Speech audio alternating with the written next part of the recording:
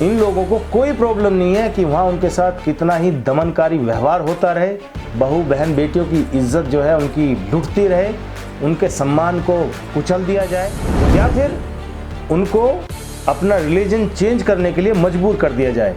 कोई प्रॉब्लम नहीं है। बहुत हो गया, मतलब हद है। सुन के जिस तरह से ये बोलते हैं, मासूम सा चेहरा बना करके खून खोल जाता है।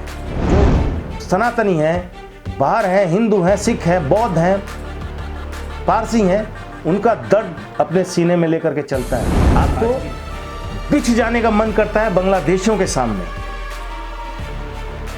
उन रोहिंग्याओं के सामने जो आकर के यहाँ कंट्रीब्यूट कुछ नहीं करते, यहाँ की इकोनॉमी में उनका कोई कंट्रीब्यूशन नहीं है।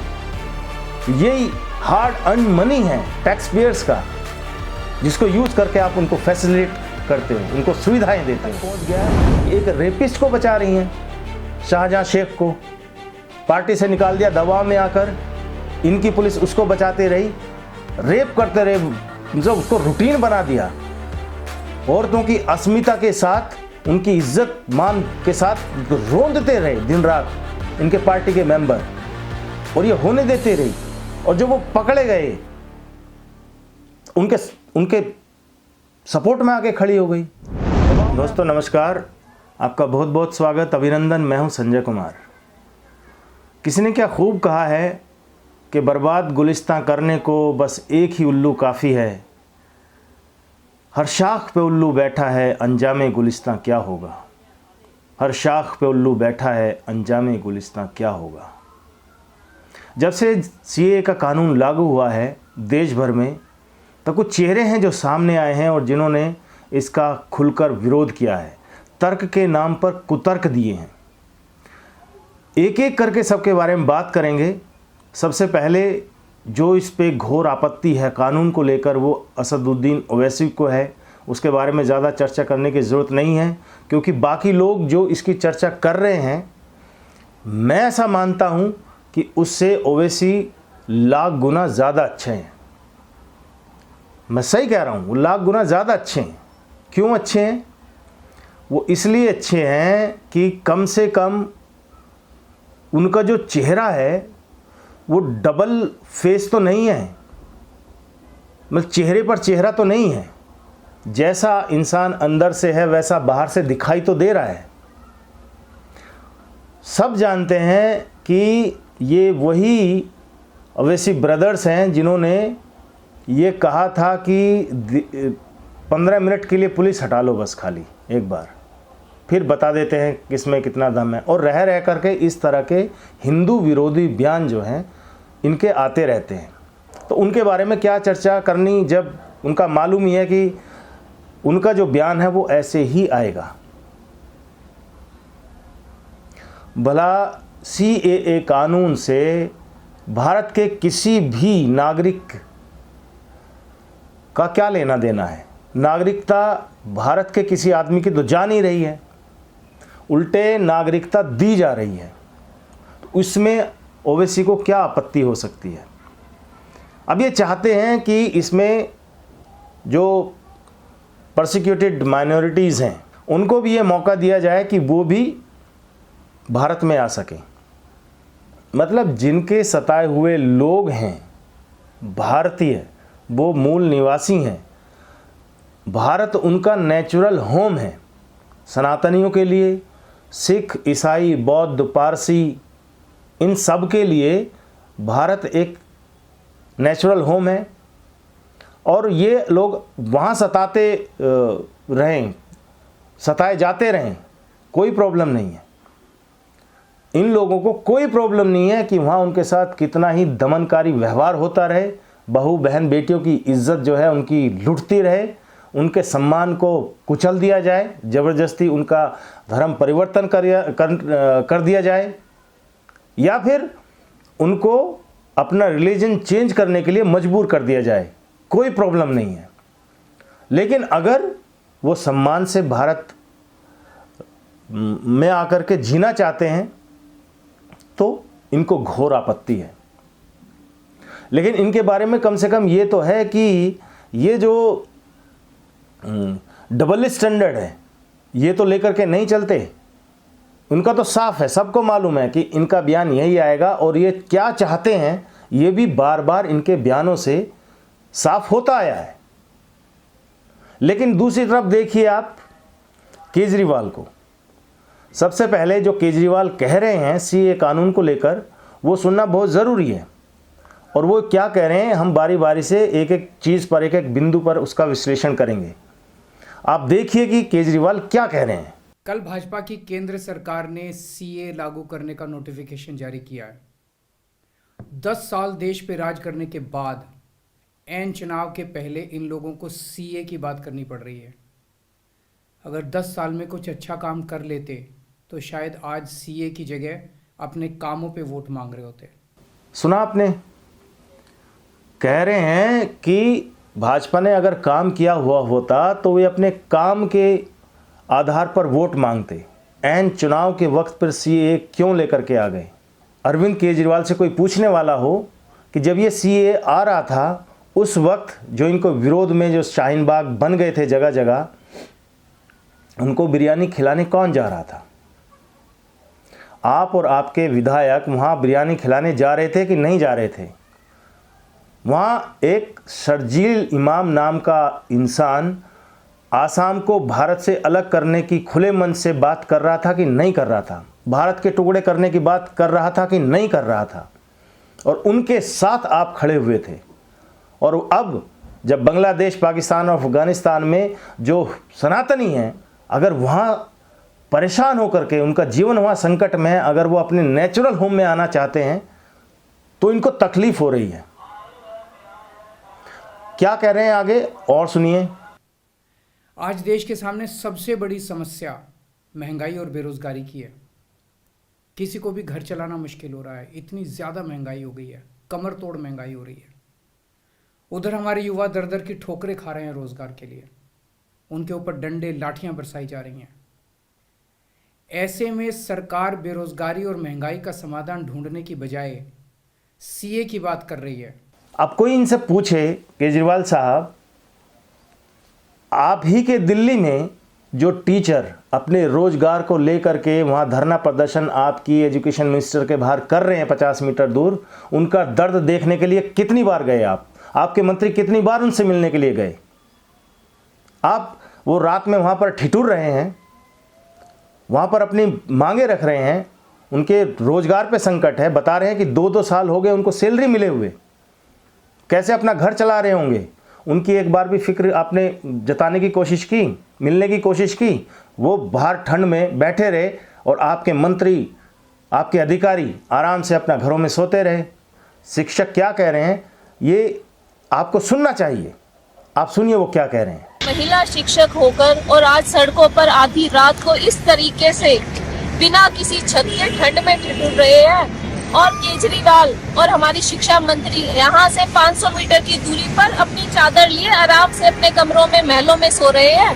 हमारे ना तो पास कोई सैलरी है 2 साल से। आप अपना घर एक बार चला के दिखाइए बिना सैलरी के, बिना पैसों के। मरने को मजबूर हो गए हैं, किराए पे रहते हैं, ना किराया देने को हमारी कोई हैसियत रह गई है, हमारे पास कोई पैसा नहीं है। ये हालत है जब आपके अपने उसमें टीचर्स जो है वो इतनी परेशानी में है, मुश्किलों में है। उनकी चिंता आपको नहीं है, लेकिन बाहर से जो लोग यहाँ पर आ जाएंगे, यहाँ के सनातन जिनका नेचुरल होम है, मैं बार बार कह रहा हूँ ये उनका नेचुरल होम है। कहीं भी अगर वो सताए जाते हैं दुनिया भर में कहीं भी, तो हिंदुस्तान उनका नेचुरल होम है। भारत अगर उनको शरण नहीं देगा तो आप बताएंगे वो जाएंगे कहाँ? और अभी और सुनिए, आगे सुनिए, मज़ेदार है क्या क्या बात कर रहे हैं। इनका वो चेहरा उजागर हो गया है ना। पहले जैसे रंगे सियार बनकर कोई कब तक घूमेगा? चुपचाप रह के अपना कलर कुछ और ओढ़ के अपने आप को शेर दिखा करके कोई कब तक घूमेगा? आखिर में जब बोलेगा तो भेद खुलेगा ना। तो अरविंद केजरीवाल का भी भेद खुल रहा है कि वो कितने गरीब हितैषी हैं, कितनी नौकरियों की चिंता करते हैं और कितने सनातनियों की चिंता करते हैं। आगे सुनिए क्या कहते हैं। तो ये बड़े दुख की बात है। ये सीए आखिर है क्या? बीजेपी की केंद्र सरकार का कहना है कि 3 देश, बांग्लादेश, पाकिस्तान और अफगानिस्तान, इन 3 देशों के अल्पसंख्यक जो हैं वो अगर भारत की नागरिकता लेना चाहें तो उन्हें भारत की नागरिकता दे दी जाएगी। इसका मतलब बड़ी संख्या में यहाँ से अल्पसंख्यकों को हमारे देश में लाया जाएगा। सुनिए, अरविंद केजरीवाल जब बोलते हैं तो 5 में से 3 सेंटेंस तो इनके ऐसे झूठ होते हैं। एक चूरन जो खिलाते हैं पब्लिक को, समझते हैं कि सामने वाली जो पब्लिक है बिल्कुल भोली भाली है, बेवकूफ़ है, पता नहीं क्या सोचते हैं ये। भारत में बड़ी संख्या में लोगों को यहाँ पर लाया जाएगा। कौन लोग? जो अल्पसंख्यक है वहाँ पर। परसिक्यूटेड नहीं बताएंगे कि वहाँ पर जो सताए हुए लोग हैं धर्म के नाम पर, उनको भारत लाया जा रहा है। और लाया क्या जा रहा है? 31 दिसंबर 2014 से पहले जो लोग आ गए हैं उनको नागरिकता देने का काम कर रही है भारत सरकार। वो उनमें से ऐसे ऐसे लोग हैं, आप हैरान रह जाएंगे सोच के कि वहाँ से आए हुए, पाकिस्तान से आए हुए एक MBBS डॉक्टर की डिग्री है उनके पास, और वो मजनू टीला के पास में जहाँ ये लोग रहते हैं वहाँ पर बूट पॉलिश करके अपना गुजारा कर रहे हैं। क्यों? क्योंकि वो यहाँ के नागरिक नहीं हैं अभी तक। शुक्र है कि अब भारत सरकार ने उनको नागरिकता दी है, तो शायद अब सम्मान से वो जी पाएँ। आगे सुनिए क्या कहते हैं। उनको रोजगार दिए जाएंगे, उनके लिए घर बनाए जाएंगे, उनको यहाँ बसाया जाएगा। अजीब बात है ना। उनको यहाँ पर लाया जाएगा, उनको यहाँ पर रोजगार दिए जाएंगे। अरविंद केजरीवाल जी जो भारत में बांग्लादेशी आए हुए हैं, और बाकी राज्यों का आप छोड़ दीजिए, दिल्ली में जितने लोग रोहिंग्या मुसलमान बांग्लादेश से आकर के बस गए हैं, उनके बारे में आपके क्या विचार हैं? उनके बारे में ऐसे उद्गार कब आपने व्यक्त किए? याद है आपको कभी? कोई बताएगा कि ऐसे उद्गार कि भाई इनको लेकर के इतनी परेशानी आपने, उनके लिए तो मतलब आपके सारे दरवाजे खुले हुए हैं, कोई प्रॉब्लम नहीं है। उनको घर भी दीजिए, उनके लाइट पानी का भी इंतजाम कीजिए, पढ़ाई लिखाई का भी, रोजगार का भी। बांग्लादेश के लिए तो आपका दिल बड़ा दिल दरिया रहता है, उनके बारे में तो कभी आप इस तरह की बात नहीं करते। तो ये दोहरा चरित्र क्यों? आपको बोलना है तो दोनों तरफ बोलिए। उनको भी कहिए कि आप जो है बाहर से यहाँ पर इलीगली आ गए हैं, घुसपैठ करके आए हैं, निकालिए उनको बाहर। अगर दम है आप में और आप में रीढ़ की हड्डी कुछ बची हुई है तो उनको निकालिए बाहर, लेकिन वो आप नहीं करेंगे। और सुनिए क्या क्या कह रहे हैं। बीजेपी की केंद्र सरकार से हमारे बच्चों को रोजगार दिए नहीं जा रहे, पाकिस्तान से लोगों को लाके उनके बच्चों को रोजगार देना चाहते हैं। हमारे लोगों के पास तो घर नहीं है, भारत के तो ढेरों लोग बेघर हैं, लेकिन बीजेपी वाले पाकिस्तान से लोगों को लाके उन्हें भारत में बसाना चाहते हैं, उनको घर देना चाहते हैं। हमारे रोजगार उनके बच्चों को देना चाहते हैं, हमारे हक के घर उनमें पाकिस्तानियों को बसाना चाहते हैं। भारत सरकार का जो सरकारी पैसा हमारे परिवार और देश के विकास पे खर्च होना चाहिए, वो पैसा पाकिस्तानियों को भारत में बसाने पे खर्च किया जाएगा। हद है, हद है। मतलब आपने कभी घर उनको दिए जाएंगे। अब देखिए तो सही, आपको पढ़ने की फुर्सत हो तो आप देखिए, आपको ईडी के संबंध से अगर आपको भागने से फुर्सत मिल जाए तो आप देखिए कि भाजपा ने कितने लोगों को घर दिया है। उसमें हिंदू भी हैं, उसमें मुसलमान भी हैं, उसमें सभी लोग हैं। जिनको घर चाहिए था वहाँ वो डेटा निकाल करके देखिए कि कितने लोगों को बीजेपी ने घर दिया है, जो उनका कमिटमेंट था वो पूरा किया है। और वहाँ से जो लोग आएंगे परसिक्यूटेड लोग, उनके बारे में आपके दिमाग में, आपके दिल में क्या है? घृणा है, नफरत है, या ये है कि वो आकर के यहाँ वोट बैंक ना बन जाए बीजेपी का, ये चिंता है? तो ये चिंता तो आप भी करते हो। फर्क ये है कि वो जो नेचुरल होम है सनातनियों का, उसके लिए करते हैं, और आप करते हो जो अननेचुरल है, जो घुसपैठिए हैं, जो यहाँ पर इलीगली आ गए हैं, बांग्लादेशी, रोहिंग्या, उनके लिए आप चिंता कर रहे हो कि उनको घर मिले, उनको, ऐसे नहीं बस गए हैं हम। आपके एक विधायक है अमानतुल्लाह खान, क्या किया उन्होंने वक्फ बोर्ड में, हाई कोर्ट ने सुना है उनको अभी खरी खरी खूब, सदस्यों की भर्ती करी, पैसा बटोरा, जो वहाँ की ज़मीन थी वक्फ बोर्ड की, वो किसको बसाया उस पर, और फ्री में नहीं बसाया। आरोप है कि खूब अच्छा मोटा माल लिया गया। आपकी ज़बान है कि हिलती नहीं। आप जितनी मासूमियत से ये जो आप जब बात करते हैं, कोई पूछने वाला नहीं, ताशने वाला नहीं, मीडिया कर्मी आपसे एक सवाल नहीं करते, इसलिए आपको छूट मिल जाती कि आप जो मर्जी आए आप बोलते रहिए। हर सनातनी उन भाइयों का जो सनातनी हैं, बाहर हैं, हिंदू हैं, सिख हैं, बौद्ध हैं, पारसी हैं, उनका दर्द अपने सीने में लेकर के चलता है आज की डेट में। वो उतने ही तकलीफ में उनको अपने आप को महसूस करते हैं, लेकिन आप नहीं करते। आपको बिछ जाने का मन करता है बांग्लादेशियों के सामने, उन रोहिंग्याओं के सामने जो आकर के यहां कंट्रीब्यूट कुछ नहीं करते, यहां की इकोनॉमी में उनका कोई कंट्रीब्यूशन नहीं है। यही हार्ड अर्न मनी है टैक्स पेयर्स का, जिसको यूज करके आप उनको फैसिलिटेट करते हो, उनको सुविधाएं देते हो। अभी और सुनिए आगे क्या कह रहे हैं।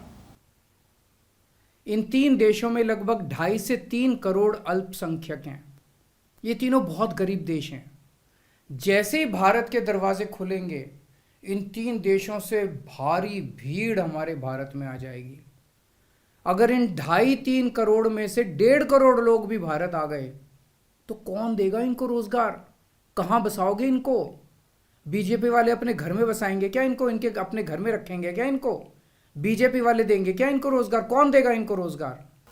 इतने सारे लोग आ जाएंगे, उनमें से अगर 1 करोड़ लोगों को भी रोजगार देना पड़ा, कहां बसाएंगे बीजेपी वाले? अपने घर में बसाएंगे क्या? अरे भाई साहब, आपने तो बना रखा है ना केजरीवाल साहब शीश महल। आप कहिए कि आइए, आपका दरवाजा खुला हुआ है। आप इतनी चिंता काहे करते हैं? वहां से जो लोग आएंगे वो यहीं के लोग थे जो गए थे, और ये कमिटमेंट था पहले वाले राजनेताओं का, जो बड़े बड़े महापुरुष थे। आप गांधी जी थे, भीमराव अंबेडकर साहब थे, नेहरू थे, उनका ये कमिटमेंट था कि अगर वहां जाकर के आपका प्रोसिक्यूशन होता है धर्म के आधार पर या किसी और वजह से आपको वहां तकलीफ होती है, तो भारत के दरवाजे आपके लिए खुले रहेंगे। कहां जाएंगे ये लोग?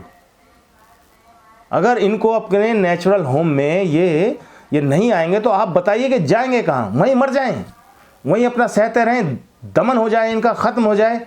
कितने % थे पाकिस्तान में, और अब बताइए कितने % रह गए? 0.1 पर आप उंगलियों पर गिनने वाले रह गए। कहां गए ये लोग? मार दिए गए, खपा दिए गए, कन्वर्ट करा दिए गए। रिपोर्ट्स जो आती हैं, कभी पढ़ने की कोशिश की है कि क्या वहां की रिपोर्ट्स आ रही हैं माइनॉरिटीज के साथ क्या हो रहा है? मरने दिया जाए उनको यहां पर। और अगर इतनी चिंता है तो बोलिए ना उन देशों को, पाकिस्तान को, बांग्लादेश को, अफगानिस्तान को, बोलिए ना कि आप भी अपने यहाँ CAA लाइए। अगर भारत में मुसलमानों का अगर उत्पीड़न हो रहा है तो वो भी अपने यहाँ CAA लाएं, ताकि यहाँ से लोग वहाँ अपना जा सके, आराम से रह सकें अगर उनका यहाँ उत्पीड़न हो रहा है तो। लेकिन एक नहीं जाएगा, ये आप जानते हैं। ये घर को आप भारत को आप सराय बना देना चाहते हैं। जो मर्जी इधर से जो है वो आ जाए, इलीगली आ जाए, वो चलेगा, कोई दिक्कत नहीं है। लेकिन अगर कोई आ गया है, रह रहा है, तकलीफ में है, उसको नागरिकता अगर दे दी जा रही है तो कितनी पेट में आपकी ऐंठन हो रही है, गरीबों की कितनी चिंता है। आप जा करके देखिए, उन टीचर्स का हाल देखिए। और नौकरी की बात करते हैं, बताइए कितनी नौकरी आपने दिल्ली में दे दी लोगों को? उसके बारे में कभी जो आप बोलेंगे, जो वो 5 में से 3 बातें झूठी होंगी, और अपनी इस बात से आप कब पलट जाएं इसका भी कोई वो नहीं है, कोई कह नहीं सकता।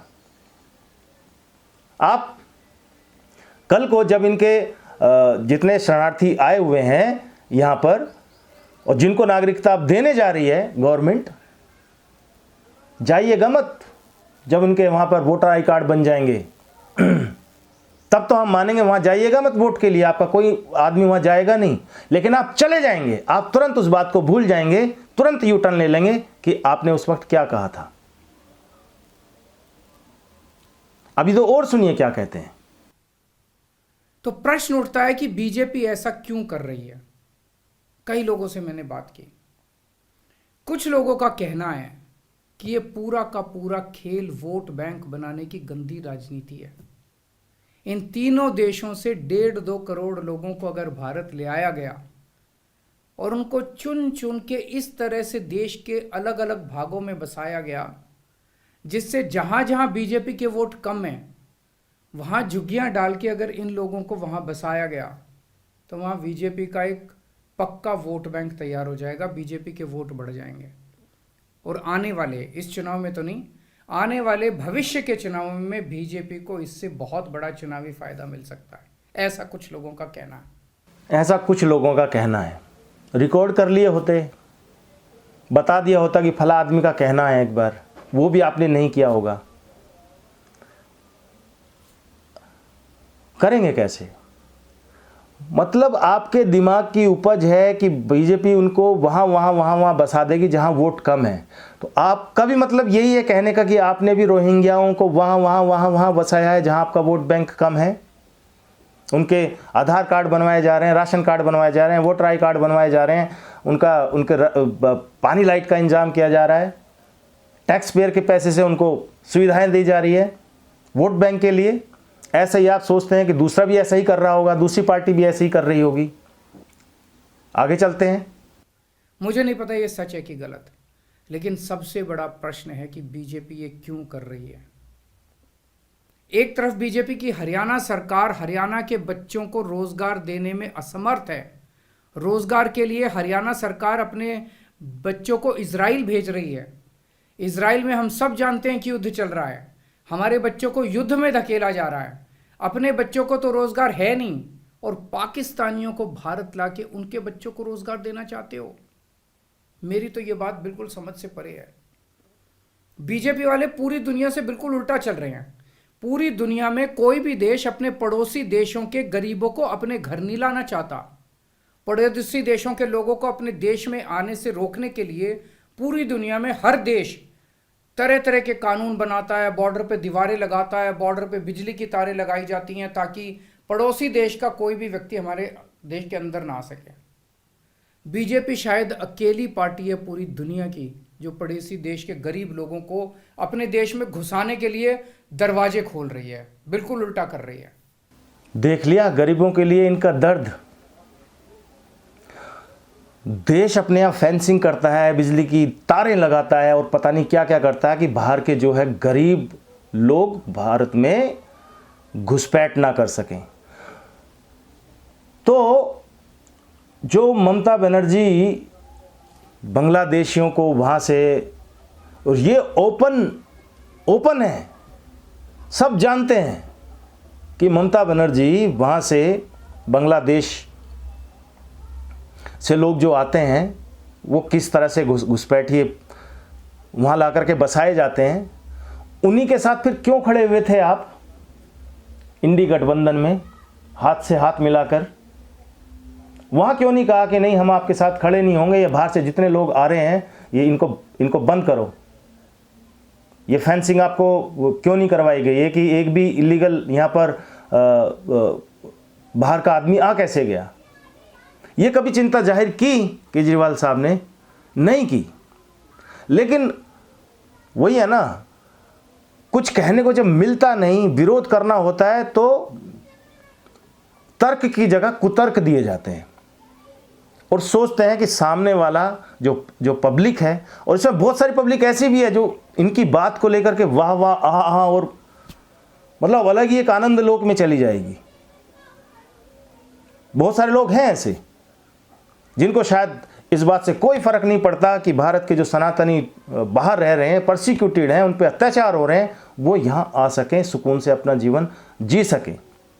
उनके लिए एक रास्ता तो खुला, एक सरकार ने रास्ता तो खोला जो पहले की सरकारों को करना चाहिए था।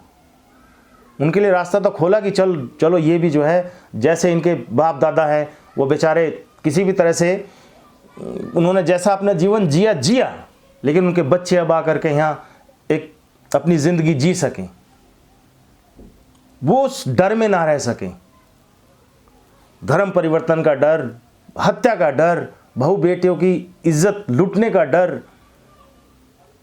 उस डर से वो बाहर निकल करके यहाँ आकर जी सकें। ममता बनर्जी के साथ तो आपने ऐसा नहीं किया, वहाँ तो आप जाके खड़े हो गए, क्योंकि आपका एक ही नारा है कि किसी भी तरह से मोदी और अमित शाह को रोकना है। इसके अलावा कोई विचार नहीं, इसके अलावा कोई प्लानिंग नहीं, कोई स्ट्रेटजी नहीं। और आपने तो ये खुल के भी कहा है, मीडिया के सामने आपने ये कहा है कि मोदी और शाह को रोकना है तो इनके साथ हाथ मिलाना पड़ेगा, उन्हीं लोगों से जिनके खिलाफ आप भ्रष्टाचारों के आरोप लगा कर सत्ता में पहुंचे थे। आपकी बातों का क्या? ये वही ममता बनर्जी हैं जो संसद में कागज फेंक कर मारती थी, सरकार को कहती थी कि ये जितने बांग्लादेशी आ रहे हैं इनको रोकिए। क्या हो गया इनको आज? क्या लोगों को दिखाई नहीं दे रहा कि क्यों इनका मुस्लिम तुष्टीकरण जो है वो इस हद तक पहुंच गया है कि एक रेपिस्ट को बचा रही हैं, शाहजहां शेख को पार्टी से निकाल दिया दबाव में आकर, इनकी पुलिस उसको बचाते रही, रेप करते रहे, मतलब उसको रूटीन बना दिया। औरतों की अस्मिता के साथ, उनकी इज्जत मान के साथ रोंदते रहे दिन रात इनके पार्टी के मेंबर, और ये होने देते रही। और जब वो पकड़े गए उनके सपोर्ट में आके खड़ी हो गई। बहुत हो गया, मतलब हद है। सुन के जिस तरह से ये बोलते हैं, मासूम सा चेहरा बना करके खून खोल जाता है। क्या चाहते हो हिंदुस्तान को बना देना? ये और इंडी गठबंधन में जितने भी लोग हैं क्या बना देना चाहते हो? तो ये कह रहा है कि सनातन का जो है खात्मा कर दिया जाए, एक कह रहा है कि बाहर के आदमियों को यहां पर क्यों बसा रहे हो लाकर।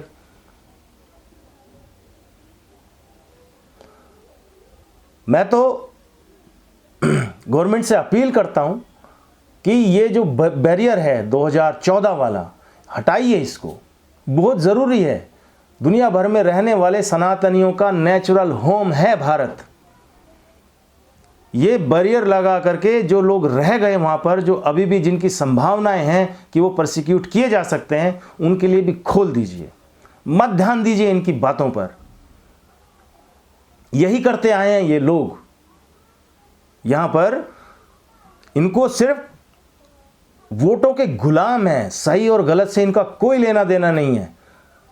कल आकर के क्या होगा क्या नहीं होगा, जब बाहर के लोग, बाहर के रोहिंग्या और इस तरह के घुसपैठी आकर के करोड़ों लोग यहाँ पर आकर के बस जाएंगे। आप स्थिति का अंदाज़ा लगा सकते हैं। क्या इतिहास से सीखते नहीं है कि जहाँ जहाँ भी ये लोग गए क्या क्या यातनाएं भुगतनी पड़ी और किस किस संस्कृति और पे अटैक हुआ और क्या क्या हुआ?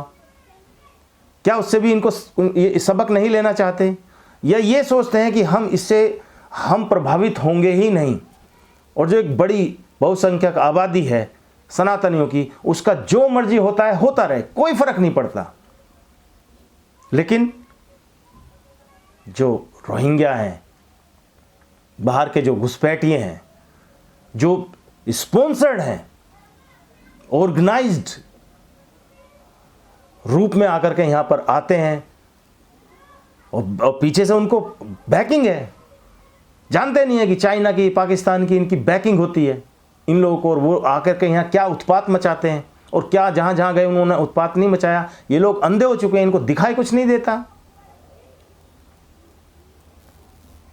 लेकिन अच्छा है, अरविंद केजरीवाल जितना बोलेंगे, ममता बनर्जी जितनी रेपिस्ट के साथ खड़ी हुई दिखाई देंगी, जितने लोग कहेंगे कि सनातन धर्म का खात्मा हो जाना चाहिए, अच्छा है इन लोगों का जो है फेस उजागर हो रहा है।